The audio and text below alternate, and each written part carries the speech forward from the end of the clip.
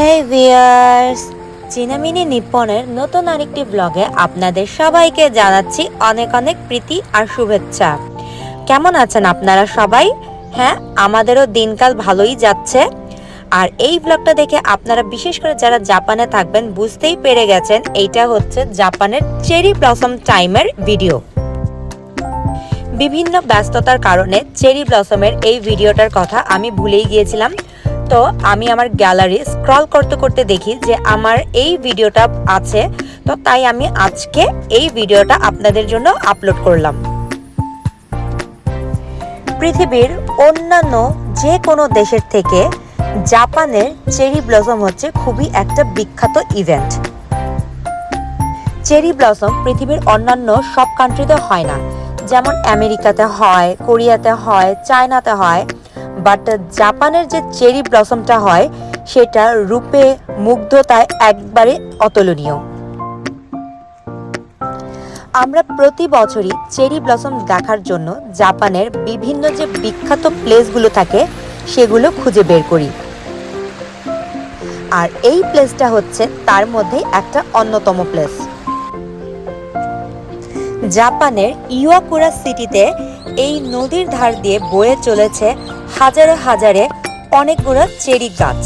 আর এই চেরি গাছকে জাপানিজে মানে চেরি ফুলগুলোকে জাপানিজে বলা হয় সাকুরা। আর আমরা যেদিন চেরি ব্লসম দেখতে গিয়েছিলাম আপনারা দেখেই বুঝতে পাচ্ছেন একটা ওয়েডিং কাপল, তারা ওয়েডিং ডের ফটোশুট করার জন্য এই চেরি ব্লসমের প্লেসটাতে চলে এসেছিল।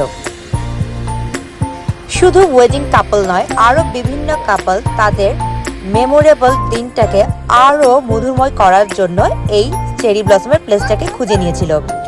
আমরা সকাল থেকে রাত অবধি এখানেই ছিলাম।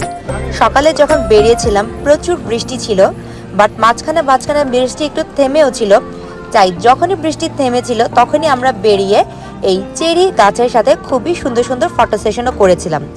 আর এইখানে চেরি ব্লসম গাছের লাইট আপও হয়, সেখানে বিভিন্ন টাইপের মেলার মধ্যে বিভিন্ন টাইপের খাবার হয়।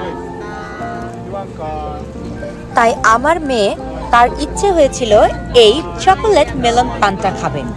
জাপানিজে ব্রেডকে বলা হয় পান। তাই আমরা সবাই খুব গরম গরম মেলন পান খেয়ে সেইখানের রাতের চেরি ব্লসমের দৃশ্য উপভোগ করে চলে গেলাম একটা বাফেট রেস্টুরেন্টে, যেখানে আমরা আমাদের ভাব মতো পছন্দ মতো বিভিন্ন টাইপের খাবার চুজ করে প্লেটে নিয়ে যে কয়বার আপনার ইচ্ছা পেট পুরে খেতে পারবেন।